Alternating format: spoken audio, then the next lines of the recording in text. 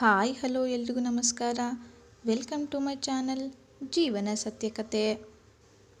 ಆದುದೆಲ್ಲ ಒಳ್ಳೆಯದಕ್ಕೆ ಆಗಿದೆ, ಆಗುವುದೆಲ್ಲ ಒಳ್ಳೆಯದೇ ಆಗುತ್ತಿದೆ, ಆಗಲಿರುವುದು ಸಹ ಒಳ್ಳೆಯದೇ ಆಗಲಿದೆ. ರೋಧಿಸಲು ನೀನೇನು ಕಳೆದುಕೊಂಡಿರುವೆ, ಕಳೆದುಕೊಳ್ಳುವ ನೀನು ತಂದಿರುವುದಾದರೂ ಏನು, ನಾಶವಾಗಲು ನೀನು ಮಾಡಿರುವುದಾದರೂ ಏನು. ನೀನೇನು ಪಡೆದಿದ್ದರೂ ಅದನ್ನು ಇಲ್ಲಿಂದಲೇ ಪಡೆದಿರುವೆ. ಯಾವುದು ನಿನ್ನ ಭಾಗ್ಯದಲ್ಲಿದೆಯೋ ಅದು ನಿನಗೆ ಸಿಕ್ಕೇ ತೀರುತ್ತದೆ.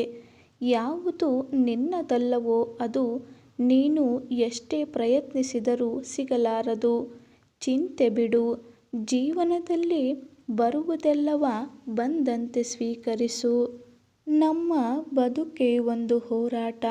ಈ ಹೋರಾಟದಲ್ಲಿ ನಾವು ಮಾಡುವ ಕಾರ್ಯವನ್ನು ಪ್ರಾಮಾಣಿಕವಾಗಿ ಮಾಡಬೇಕು. ಏನು ಆಗಬೇಕೋ ಅದು ಆಗಿಯೇ ತೀರುತ್ತದೆ. ಅದನ್ನು ತಡೆಯಲು ನಮ್ಮಿಂದ ಸಾಧ್ಯವಿಲ್ಲ. ಸತ್ಯದ ದಾರಿಯಲ್ಲಿ ಹೋಗು.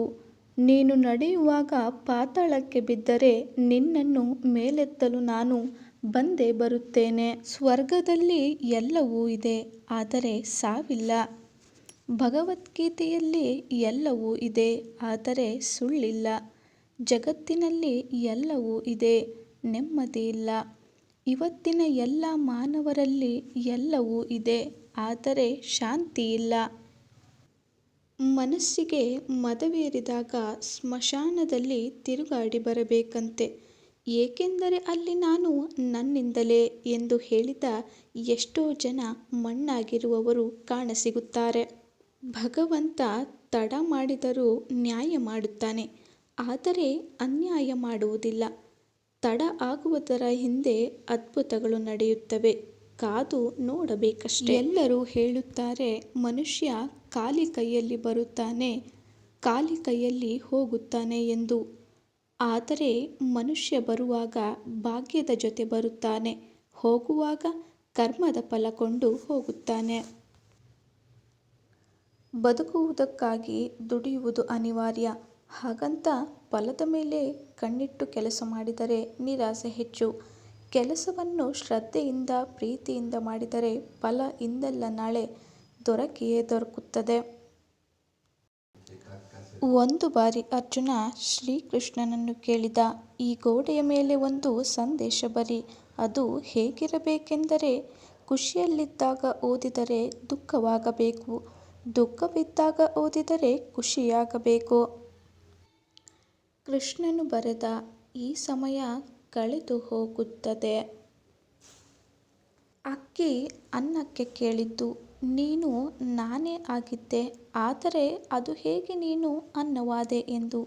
ಅನ್ನ ಸುಂದರವಾಗಿ ಉತ್ತರಿಸಿತು, ನೀರು ಮತ್ತು ಬೆಂಕಿಗಳ ಸಂಪರ್ಕಕ್ಕೆ ಒಳಗಾದೆ, ಅವುಗಳ ಸಂಸ್ಕಾರದಿಂದ ಮೃದುವಾದೆ, ಮಧುರವಾದ ಅಕ್ಕಿ ಎನ್ನುವ ಭಾವ ಕಳೆದುಕೊಂಡೆ, ಅನ್ನ ಎನ್ನುವ ಅನುಭವ ಪಡೆದುಕೊಂಡೆ.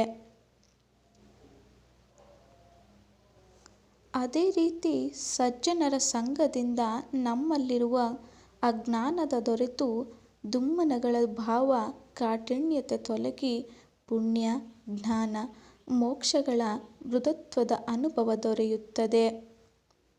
ಚಿಂತಿಸಲು ನೀನೇನು ಕಳೆದುಕೊಂಡಿರುವೆ, ನಿಶ್ಚಿಂತೆಯಿಂದಿರಲು ನೀನೇನು ಪಡೆದುಕೊಂಡಿರುವೆ.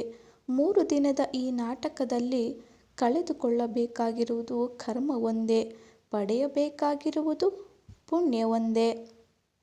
ದೊಡ್ಡ ಮನುಷ್ಯರಾಗುವುದು ಒಳ್ಳೆಯದು, ಆದರೆ ಒಳ್ಳೆಯ ಮನುಷ್ಯನಾಗುವುದು ದೊಡ್ಡ ವಿಷಯ. ದುಃಖದ ಬಗ್ಗೆ ಚಿಂತಿಸಿ ತೊಡಗಿದರೆ ಸದಾ ದುಃಖಿಯಾಗಿಯೇ ಉಳಿಯುತ್ತೀಯ. ಸದಾ ಸುಖ ಸಂತೋಷವನ್ನು ಜ್ಞಾನಿಸುತ್ತಿದ್ದರೆ ಮುಂದೆ ಸುಖಿಯಾಗುತ್ತೀಯ. ಏಕೆಂದರೆ ಮನಸ್ಸು ಯಾವುದರ ಬಗ್ಗೆ ಹೆಚ್ಚಾಗಿ ಧ್ಯಾನಗೊಳ್ಳುವುದೋ ಅದೇ ಸಕ್ರಿಯವಾಗುತ್ತದೆ. ಪರಮಾತ್ಮನಲ್ಲಿ ಏನನ್ನಾದರೂ ಬೇಡುವುದಾದರೆ ಪರಮಾತ್ಮನನ್ನೇ ಬೇಡು. ಪರಮಾತ್ಮನು ನಿನ್ನವನಾದರೆ ಎಲ್ಲವೂ ನಿನ್ನದೇ. ಹೊಡೆತದ ನೋವನ್ನು ತಡೆದುಕೊಳ್ಳುವ ಶಕ್ತಿಯನ್ನು ನೀಡುವ ಭಗವಂತ ಸಮಯ ಬಂದಾಗ ತಿರುಗಿಸಿ ಹೊಡೆಯುವ ತಾಕತ್ತನ್ನು ನೀಡುತ್ತಾನೆ.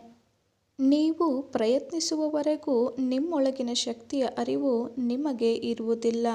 ಪ್ರಯತ್ನ ನಿರಂತರವಾಗಿರಲಿ.